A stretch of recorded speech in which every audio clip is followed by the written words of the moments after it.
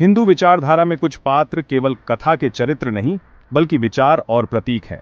माता सीता भी ऐसे ही एक महान प्रतीक हैं। अक्सर उन्हें केवल एक समर्पित पत्नी के रूप में देखा जाता है, पर यह दृष्टिकोण अधूरा है। सीता शक्ति की मूर्तिमान प्रतिमूर्ति है। वह दिव्य स्त्री ऊर्जा जो पोषित करती है, सहती है और अंततः विजय प्राप्त करती है। उनका जीवन दृढ़ता, आस्था और मर्यादा का प्रमाण है, वह भी ऐसी कठिनाइयों के बीच जिनकी कल्पना भी कठिन है। वह धरा है, धैर्यवान और उर्वर। वह अग्नि है, शुद्ध और रूपांतरित करने वाली। सीता का जीवन त्याग की यात्रा है, लेकिन यह कभी भी पीड़िता की कहानी नहीं है। उनका हर त्याग एक सचेतन विकल्प है, धर्म के गहरे बोध से उपजा हुआ। जब वह राम के साथ वनवास जाती हैं, तो वह केवल आज्ञा पालन के कारण नहीं, बल्कि साझेदारी और साझा नियति की गहरी अनुभूति से जाती है। उनका समर्पण कमजोरी नहीं, बल्कि उनकी सबसे बड़ी शक्ति है। उनमें हम निष्ठा का आदर्श देखते हैं, केवल किसी व्यक्ति के प्रति नहीं, बल्कि एक सिद्धांत के प्रति। उनका जीवन सिखाता है कि सच्ची शक्ति दूसरों को नियंत्रित करने में नहीं, स्वयं पर विजय पाने में है।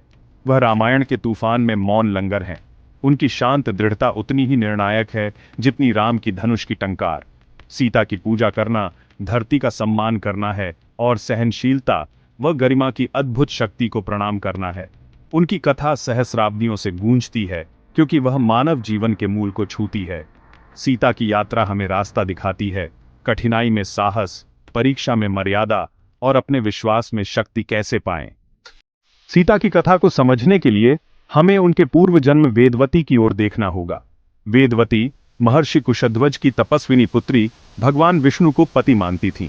रावण ने उनकी तपस्या भंग करने की कोशिश की, लेकिन वेदवती ने अग्नि में प्रवेश कर यह प्रतिज्ञा की कि अगले जन्म में वह रावण के विनाश का कारण बनेंगी। यही संकल्प सीता के अवतरण की भूमिका रचता है। सीता का जन्म कोई संयोग नहीं, बल्कि एक धर्मनिष्ठ नारी की पुकार पर ब्रह्मांड की प्रतिक्रिया है। साथ ही जब जब भगवान विष्णु पृथ्वी पर अवतरित होते हैं, लक्ष्मी भी उनके साथ आती है। राम के अवतार के समय लक्ष्मी सीता के रूप में अवतरित हुई। वह केवल एक नश्वर रानी नहीं, बल्कि पृथ्वी पर चलती फिरती दिव्यता है। राम से उनका विवाह विष्णु और लक्ष्मी के पुनर्मिलन का प्रतीक है। सीता जहां भी जाती हैं, वहां समृद्धि और धर्म का खजाना लाती है। उनकी कथा केवल एक राजकुमारी की नहीं, बल्कि एक दिव्य लीला है। सीता का जन्म पृथ्वी की मिट्टी से गहरे जुड़ा है।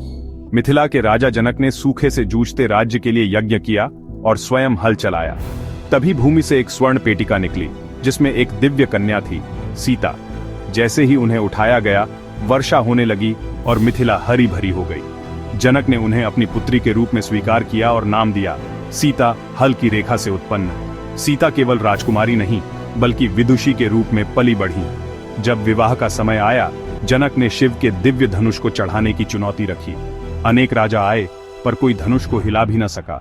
यह परीक्षा थी, केवल वही सीता का वर बन सकता था जिसमें दिव्यता और चरित्र हो। स्वयंवर में राम और लक्ष्मण पहुंचे। राम ने सहजता से शिव का धनुष उठाया, प्रत्यंचा चढ़ाई और धनुष टूट गया। सीता ने राम को वरमाला पहनाई। यह दिव्य मिलन था। अयोध्या में सुखमय जीवन के बाद राम को वनवास मिला। सीता महल में रह सकती थीं, पर उन्होंने राम के साथ वनवास चुना। उनका त्याग प्रेम और साझेदारी का प्रतीक था। वन में सीता ने कठिनाइयों को मुस्कान से स्वीकारा, साधारण जीवन को साधना बना दिया। लेकिन लंका की छाया मंडराने लगी। शूर्पणखा की घटना के बाद रावण ने मारीच को स्वर्ण मृग बनाकर भेजा। सीता ने राम से हिरण लाने का अनुरोध किया। यही क्षण रावण के लिए अवसर बन गया। राम के दूर जाते ही रावण भिक्षुक के वेश में आया और छल से सीता का अपहरण कर लंका ले गया। जटायु ने उनकी रक्षा की कोशिश की, पर असफल रहा। अब सीता की अडिगता सबसे कठिन परीक्षा की ओर बढ़ी। लंका में सीता को अशोक वाटिका में बंदी बनाया गया। रावण ने उन्हें प्रलोभन और धमकियों से तोड़ने की कोशिश की, पर सीता अडिग रहीं। उन्होंने रावण की ओर देखना तक स्वीकार नहीं किया। उनके और रावण के बीच तिनका रख देती थीं, अपनी पवित्रता का प्रतीक। राम ने वानर सेना संग लंका पर चढ़ाई की। हनुमान सीता से मिले, पर सीता ने कहा राम स्वयं आए और धर्म युद्ध में विजय पाकर उन्हें सम्मान सहित ले जाएं। राम ने रावण को हराया, सीता को मुक्त किया, लेकिन अग्नि परीक्षा की मांग की। सीता ने अग्नि में प्रवेश किया और अग्निदेव ने उनकी पवित्रता की घोषणा की। फिर भी अयोध्या में संदेह बना रहा। राम ने राजधर्म के लिए गर्भवती सीता को वनवास भेजा। सीता ने ऋषि वाल्मीकि के आश्रम में शरण ली, लव और कुश को जन्म दिया और उन्हें धर्मपरायण बनाया। वाल्मीकि के आश्रम में सीता ने अपने पुत्रों को प्रेम और ज्ञान से पाला। लव और कुश ने रामायण कंठस्थ की और अयोध्या के दरबार में राम के सामने गाया। राम उनकी पहचान से अनजान थे, पर कथा सुनकर भावुक हो गए। वाल्मीकि ने बताया कि लव कुश राम के पुत्र हैं। सीता को दरबार में बुलाया गया, फिर से पवित्रता सिद्ध करने के लिए। सीता ने सभा और राम की ओर देखा और जान लिया कि उनकी यात्रा पूरी हो चुकी है।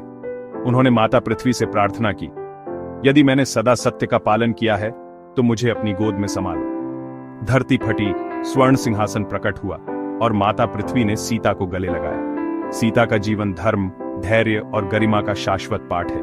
वे दिखाती हैं कि शक्ति सहनशीलता में है, पवित्रता हृदय की गुणवत्ता है। उनका पृथ्वी में लौटना उनकी अंतिम स्वतंत्रता की घोषणा है। उनकी विरासत आज भी करोड़ों दिलों में जीवित है, हर अन्याय या कठिनाई झेलने वाले के लिए प्रेरणा। जय सीताराम।